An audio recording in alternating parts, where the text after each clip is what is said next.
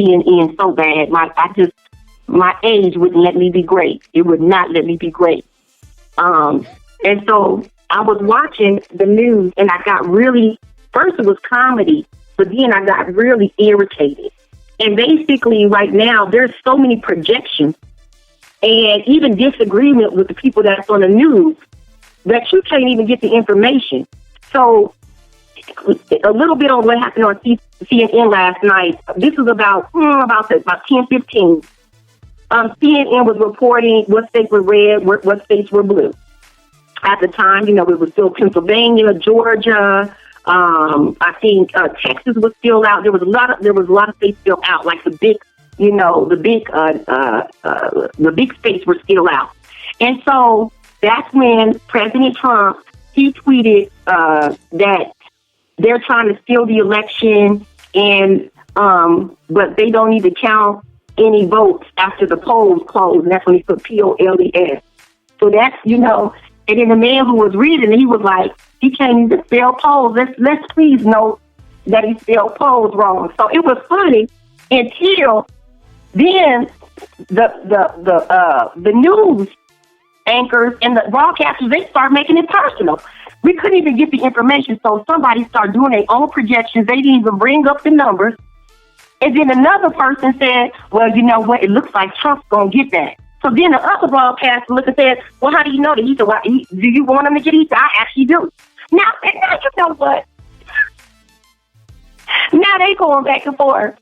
And so the other broadcasters, the other news anchors looking at him like, you voted for Trump? And he looking at them like, I sure did. Now it's a whole situation. They went to commercial. And then they start putting the projections, the real projections at the bottom of the screen. But I'm like, this is what it's coming down to.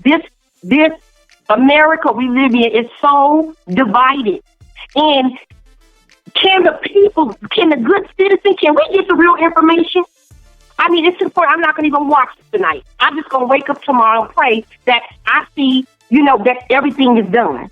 And by the way, is anybody else still getting text on their phone besides me? No, I'm not getting any more texts. They stopped after I voted. Yeah, okay. I have Kelly it's chiming in from Facebook, you guys. She's basically saying the election is showing how many races we really have. I could agree with that to an extent. I think it started when Trump came into office. That's when we started to see how many races we really are amongst. Everybody started to show their true colors at that point. Yeah. Or just like for colors. Right. So Thinbad, as the political guru among the group, the guy that's actually done it before. So how long do you anticipate it'll take before they at least have some numbers that are pre-court proceeding numbers? I'm gonna put it like that in your professional opinion. Well, I mean, as I said, they're trickling now. Somebody said that these absentee ballots are kicking in like edibles. I don't know nothing about that, but I got friends that do that know something about that. These votes is kicking in like edibles. They're coming in a little late, but they're serving the purpose. But in all seriousness, probably I wouldn't, I wouldn't expect to have it won't be finalized tomorrow either. I think, in fact, I think there's still some counting. They're giving some time to Pennsylvania. I think for some of their votes to come in, they have to be in by Friday. So there's other stuff that, that they'll be counting. So it won't be ready tomorrow. It'll be closer. As I'm looking now, I know some people have, there's some networks that have called Arizona for Biden. But there's, a couple that are holding on. But I'm looking at the number go up as they continue to count. I think it was somewhere like less than 10,000 votes that separated them at one point. And now it's up to almost, it's like 70-something thousand. I mean, these votes, these ballots that they're counting now. 70,000 separating who, Thinbad? Separating Biden from Trump in Arizona. Okay. Arizona. Okay, that's what I'm looking at that one now. The difference is almost like 80,000 votes. So the chance that he's probably going to get that many to change that is going to be is not likely. But because that was a strategy, I got to say, as a political scientist, the strategy that the Biden campaign, did was kind of slow but steady and very surgical, which is, as far as what I've seen in terms of when you deal with the redistricting and the gerrymandering and the playing chess as opposed to checkers, the Republicans would hand the Democrats a whooping every day in that regard, which is how they got into such power that they have. But it looks like in this particular campaign in particular, they went after certain states and seemed to, at this point, the strategy seems to have paid off. I think in the end, it will prove beneficial. However, again, it does show that this is more of a people went in and voted, and it was a microcosm here in North Carolina. So North Carolina has a majority House and Senate Republican, but it has a Democratic governor. And you would have thought it was going to, you would think that. So, and lieutenant governor, unlike some other states, I don't know what happens in Nevada, but in Maryland, I know that the lieutenant, it's kind of like the president and vice president. The lieutenant governor, if the governor candidate, the gubernatorial candidate wins, the lieutenant governor just rides in on the coattail, like president and vice president. But in North Carolina, the lieutenant governor runs a race and the governor runs a race. So we had a Democratic governor, but a Republican lieutenant governor who was running against this particular governor. He lost. The Republican lost. The governor won re-election. And now we've got for the first Black Republican lieutenant governor in North Carolina. It was a little bit crazy. I've seen some quotes. I'm like, some tweets that this guy sent out from these are from 2017, but this Mark Robinson's name. Michelle Obama is an anti-American, abortion and gay marriage supporting liberal leftist elitist, and I'll be glad when he takes his boyfriend and leaves the White House.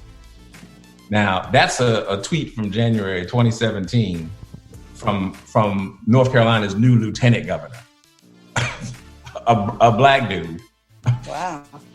He said stuff like that. He said, half of Black Democrats, this is from February 2018, same guy. Half of Black Democrats don't realize they're slaves and don't know who their masters are. The other half don't care. This is who North Carolina elected as their lieutenant governor. Now, I don't know if people went straight down Republican lines because who he was running against, whoever won in North Carolina, it was going to be the first Black lieutenant governor, because on the Democratic side, it was a woman who was running, who was a legislator. And then you had this other guy, Black guy, who's running. But the point I'm getting to is that they were willing to give up the governor to not lose control of the Senate and the House in the state of North Carolina. And it kind of seems that's the same thing that happened on a larger scale nationally. They're willing to give up the president, but they don't want to give up the control of Congress. So they've kept control of the Senate and the House kind of remains unchanged. They didn't want to risk the Senate. So, you had all kind, even also in North Carolina, I don't know if some of you, it made national headlines, I guess, the race between Tom Tillis and Cal Cunningham's name. Cal Cunningham was a Democrat. Tom Tillis was a Republican incumbent. And Cunningham was leading, and then they got him in a scandal and about, it's a sexting scandal. And so this brings up the hypocrisy of the folks. So these folks down here, these morally correct folks are saying, well, can't vote for him because he had this sexting scandal. We can't vote for him because we can't trust what he says. But you gonna vote for the president who told you he was grabbing women by whatever, with a prostitute. But all of these evangelical folks, it's too holy for that. We're just too, on moral high ground. But you're gonna vote for Trump, who separates children from their families, who invokes hatred, who doesn't know a thing about empathy, who has no feeling at all, who throws paper towels to people suffering from the hurricane. I mean, who is this cat? I mean, as Obama said in his book, I can't remember what book it was, but the title of it said it would be, this would be funny if this expletive wasn't true. But this is real life. This is not a Saturday Night Live skit. This was our life for 4 years under this dude who I reluctantly have to say was president. So you're thinking that they may, and I'm going to use this word again. So you think they may have the pre-court challenge numbers by Saturday or Sunday? Yeah, well, I think Friday. I just had someone text in and said next Thursday. The PA said next Thursday. Wow. Oh, well, that may be next Thursday. Yeah, that's about right. Really, they're going to end up doing runoffs too, because a lot of these margins are going to be close enough for them to do a runoff. So they're going to have to do another election. So it'll be, before it's really formalized, it will really probably be, December. Right, December. Time to do it and do the inauguration. Sure. Well, that's the rest of his time as in court again, as usual. Well, they said that it was going to be a long time. I mean, they've been saying that for quite a while, so it's not really a surprise. And I think many of us are spoiled. Yeah. Well, that's not going to happen. But I think many of us are spoiled from decades past, when at the end of the night you pretty much knew who the president was going to be, and then you moved on to, except for the Gore Bush election years ago. But again, they had been saying for a long time that it was going to be weeks before this was decided. So I think you're probably going to see the same thing here, unless something happens between now and tomorrow morning that we just didn't anticipate. Because we were talking to some folks out here, and folks have been checking their ballots. And the message that people are receiving is, we received your ballot, but they haven't put out a message that we've counted your ballot. So, that's out here in Nevada. So obviously there's a deliberate process that's going on right now. And I'm sure in all the states, because at the end of the day, I don't think any state wants to be the Chad state again. I think everyone's trying to make sure that they've counted every ballot, they've collected every electronic thing that they're supposed to have, so whoever they declare the winner is in fact the winner, because the court challenges are coming. Definitely. I mean, that's what that's how the dude runs his business. People go and they do work for him. It's if you read anything about the way he does business, they do work for him and he doesn't pay them, and then he hangs them up in court, and his money is longer, and he gets the work done. He said, it's cheaper to pay a lawyer than it is to pay them for what they were doing. And it's just ruthless all the way around. I mean, it's just not something that you would expect. It's not presidential in the least. It certainly isn't diplomatic. And I'm talking about how I always look at, when I look at people kind of laugh at me when I look at who's the president, and people, the electorate here tends to only be, focused on America, what it looks like in this country. But I look at some of these people, men and women alike, and I look at them and I say, how's that person going to play in the Middle East? How's that person going to play in Europe?